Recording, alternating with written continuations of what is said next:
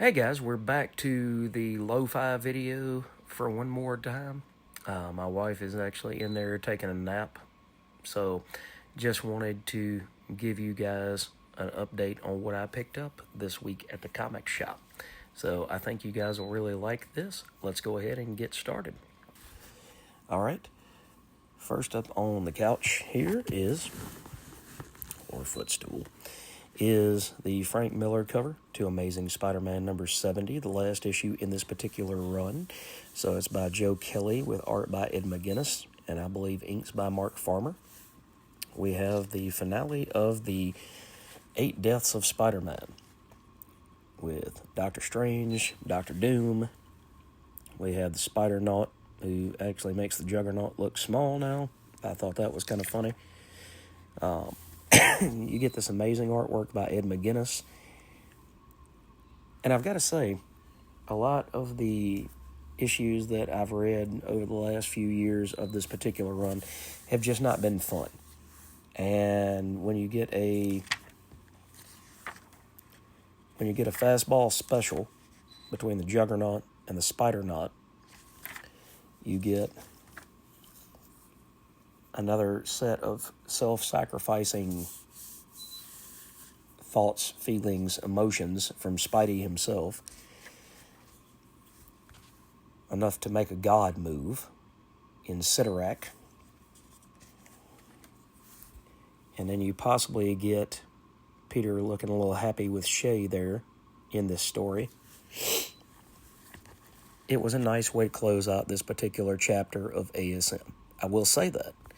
I will say that 8 Deaths of Spider-Man went on way too long. It shouldn't have done all of that. But at the same time, I will say that Joe Kelly gives me some hope. I won't have a lot of hope until Nick Lowe is gone as the editor and the Spider office has been cleaned out and new people have been put in place. But I have hope that Joe Kelly does know the voice of Spider-Man and that we can probably get some decent stories in this new volume when it hits. All right, that's the first book. Second book is Batman Hush, issue 158, so it's Hush 2, so it's the first part of Hush 2. And you get this awesome cover by Jim Lee. I'm actually going to talk about this book not in an initial assessment, but I might have picked up another copy, a larger copy of that book. And so I'm going to talk about this issue and that issue, and let's see where this other thing came in. It's in here somewhere, I know. I also picked up this Ashcan copy of Batman issue 159. So I'll talk about both of those issues along with the other larger issue here shortly in another video. So just keep your eyes peeled for that. We also have Batman, The Long Halloween, The Last Halloween, issue 6 of 10. So we are officially over the halfway point at Jeff Loeb and a bunch of different artists. In this issue, we have Enrico Marini filling in for Tim Sale since Tim unfortunately passed away. And we get to see Gilda Dent trying to protect her husband, bring her husband back in any way that she can. You get to meet a very young Amanda Waller in this issue, and you get to see that she doesn't like Jim Gordon not calling her in on this particular case. The artwork in this book is really good. It's got a cartoony feel to it, but at the same time, you do get the idea that Enrico knows Batman and knows what makes him special. You get to see Catwoman in her early outfit, and you get to see that tension that is always there between Selina Kyle and Bruce Wayne, or Catwoman and Batman. You also get to see Mr. Freeze, a young Robin. This is just really great storytelling, and it harkens back to the earliest days of Batman. And it's kind of like Jeff Loeb gets who Batman is. He's able to go and take you back to year one without taking you back to year one. He gets to the heart of the character. And that's why I'm so excited about Hush 2, is because Jeff Loeb, as a writer, is a really excellent writer for Batman. He understands the character and he understands what makes him tick. So if he can pull this off and then pull off Hush 2, that's going to be awesome to see. All right, next up, we have The Department of Truth, issue 29, by James Tynion, Martin Simmons, and Aditya Bidnakar. We have the continuation of this story with Lee Harvey Oswald, where he's trying to figure out where his place is in the Department of Truth. This is another one of those meta stories, to be honest. It's kind of like Saga. And even though it's come back and picked up where it left off, and it is coming out on pretty much a monthly basis, it's one that would be better read, I believe, in trades rather than in individual issues, because the ideas that James Tynion and Martin Simmons are working with are just absolutely massive. You get this double spread page of Richard Nixon, and it talks deeply about what was supposedly going on during Nixon's presidency. You got to remember that this is all truth mixed with fiction, because Lee Harvey Oswald is dead. I mean, I'm not God. I don't know for a fact that he is, but you would think that he is. And so he can't be running a Department of Truth in real life. So it's a mixture of reality and fantasy in a way that you don't really see very often. But it talks about the downfall of Nixon. It talks about how they tried to spin it a certain way, and by the time Watergate came out and the Vietnam War became just a complete cluster, it was too late to save Nixon. There's even television, the wonder and magic of television couldn't bring Tricky Dick back from the fall that he had endured. So it's an interesting book.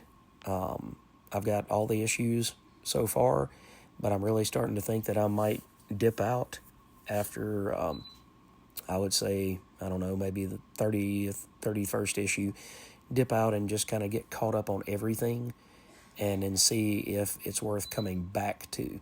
It's really interesting stuff, and it's heady stuff, and it's not a book that you need to read at the beginning or the end of your pile, but it keeps you interested. But and it's such a big story that I think I need to go back and reread everything and then decide if it's worth continuing for me. All right. Next up, we have issue 4 of Dust to Dust by J.G. Jones and Phil Bram, which continues this story about the Dust Bowl.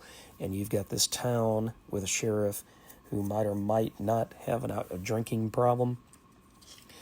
And it's a lot of politics.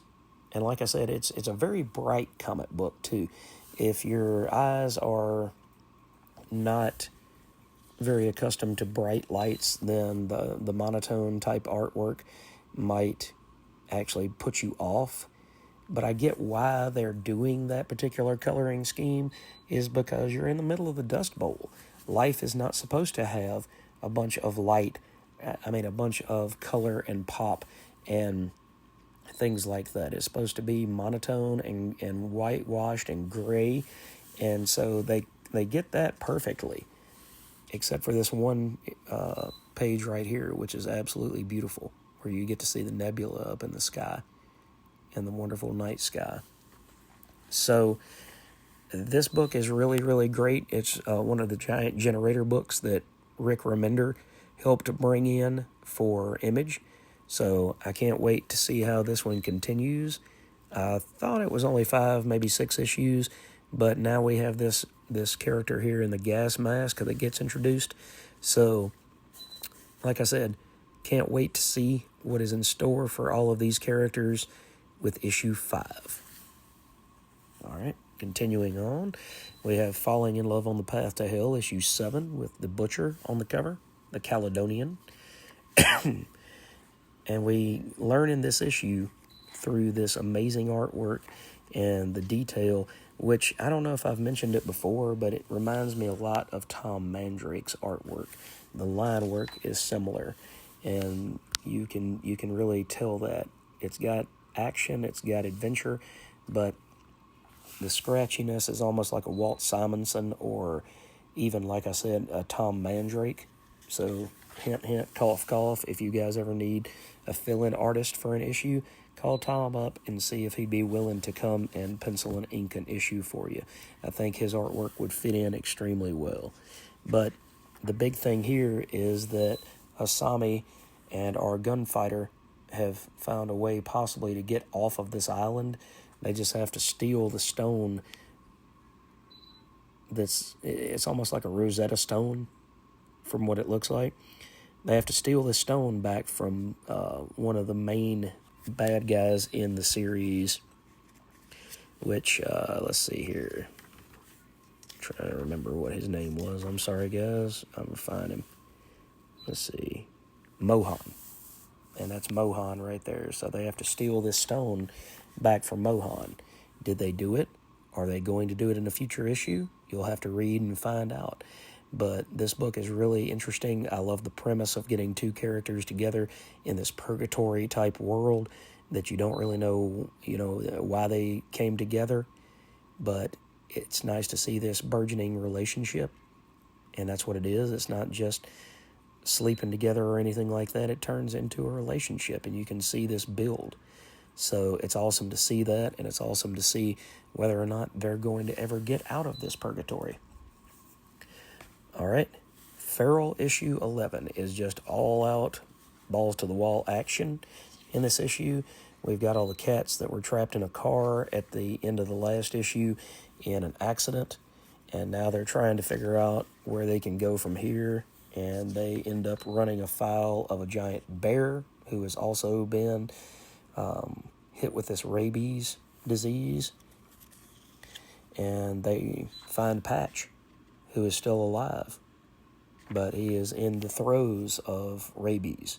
He's in bad shape, but he goes to tackle this bear by himself, which gives the others ample opportunity to kind of take a run and get the heck out of Dodge while these two are fighting with each other. And you still see Gigi with her eye that's been injured in the wreck. And these cats are also being chased by this dog who doesn't appear to be rabid, but instead he's been sicked on them. And his name is Moosh. And if you like cats, if you like animals, this book will tear your heart out, because you get to see all of these terrible things that are happening to these animals that you'll fall in love with, because it looks like a Don Bluth film. But at the same time, you also get the opportunity to find that animals are so much like humans that you wouldn't think about. Now, I understand these are not real cats. I understand they're not real animals. But the personality and the warmth and the care that have been put behind these characters can't be overstated. So if you like cats, go check out the first trade. There might even be a second trade out. If not, see if you can find the back issues and check out Feral. All right. Green Lantern issue 21. Jeremy Adams with art by Jack Herbert. And we have Hal Jordan and some other characters going up against Sorrow and Starbreaker. And Starbreaker is pretty much a cosmic vampire. So you have these two working together trying to build Sorrow why did I just blank out? A giant power battery. So they're trying to build this giant power battery, and he's, Nathan is still Sorrow because he lost Carol Ferris, who was once Hal Jordan's girlfriend and is now his girlfriend again. And he lost all of his will to live, and so he brings that darkness and that inevitability into others' lives. So I've got a feeling that we're building up to something massive in issue 25. Just a massive thing. But you've got this guy who looks like a reject from the Wrecking Crew. and he ends up getting captured not by the Green Lantern and the Star Sapphire, but instead by Hector Hammond and Dr. Bones. I think it's Dr. Bones. And Hammond says that he's a good guy, and he's trying to build a reputation as a good guy, but he's up to something, because he's Hector Hammond. All right, guys, we're almost done here. So we've got the Seasons, issue 3, and you've got, let's see, So you've still got these two sisters of the four that are staying at this house together, and let's see. Really what the story is about love. It's about love between these two sisters, and that they're trying to get along. And that the one sister said, you know, hey, listen, if you can just not lie to me. I understand that you want to build a relationship with me, and I understand that you're my sister and that I love you. But if you can, just don't lie to me. Talk to me about what's going on, but don't make up some sort of weird carnival that's not coming through town that's causing all of these problems. This artwork by Paul Azaceta really, in certain areas, builds up, and it looks like Winsor McCay's stuff from back in the day with the Little Nemo. So the colors pop, the art pops. You've got everybody wanting something from this particular sister. You owe me this. You messed this up. So it's spring and it's winter. And so winter is the one that has been out doing her chores as a postal worker, and it's spring, I'm sorry. And then winter has been at home making a pot roast dinner to try to make it up to her. And at the end, I'm not going to spoil it, but you get to see that she's telling the truth about this evil carnival, but her sister just doesn't believe her. So this kind of leaves off on a cliffhanger, but it's still one of the best books that I've read this year. All right, next to last, we have Ultimate Spider-Man 15, where you get to see the Parkers on the run, living out here in a RV park. But then you also get to see Richard and his father team up as the two Spider-Men. So you also get to see the birth of a villain, although you're not really sure whether that's who it is or not, but it looks like Sandman now, doesn't it? But every time that he tries to become whole, then it's almost like a sonic device, goes and makes him incorporeal again, and he falls apart. This was really an action-packed issue. You've got Ben and JJJ trying to fight off Wilson Fisk, figure out what he wants, figure out what his initiative is and what he's trying to pull off by owning the Daily Bugle. You've got Richard and Peter going out there as superheroes and fixing a situation out in the middle of the desert, almost an Area 51 type situation. So Jonathan Hickman, and this time it's Dave Messina doing the artwork, really knocked it out of the park. This book just keeps getting better with each issue. It was a little slow burn for the first 12 issues, but now it seems like the action is starting to ramp up. So good deal. And the last book that I picked up this week was Wolverine Revenge, issue 5 of 5. It's the finish to the miniseries by Jonathan Hickman with art by Greg Capullo and inks by Tim Townsend. And we get to see Creed come up with his own little backup plan. And that involves the son of Colossus. And the Fastball Special shows up again in this issue. The Sabretooth is taken down. And Wolverine says, I thought that my anger would have subsided once I took him out, but it hasn't. So now you get the fight between these two. And Wolverine says that he's going to make it more equal by negating his powers. And at the end of the day,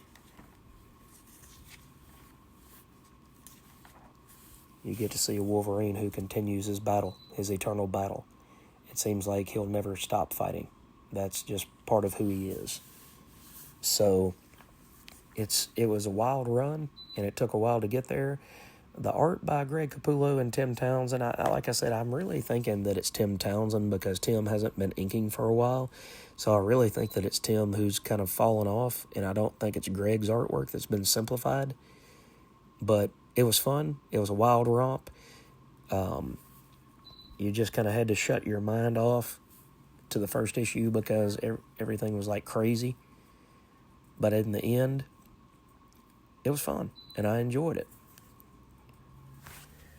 So, guys, that was a lot of books that I picked up this week. That was a big stack. So I hope you enjoyed going over these with me. What did you get when you went to the shop? Did you pick up Hush 2? Did you pick up something different? Let me know in the comments what you guys are reading, what you're picking up, what you're dropping. Are there any new miniseries that have come out that you think I might enjoy? Let me know, and we can keep building this comic community one video at a time. Thanks for watching again, guys. Hope you have a great, great Wednesday, and we'll catch you later on.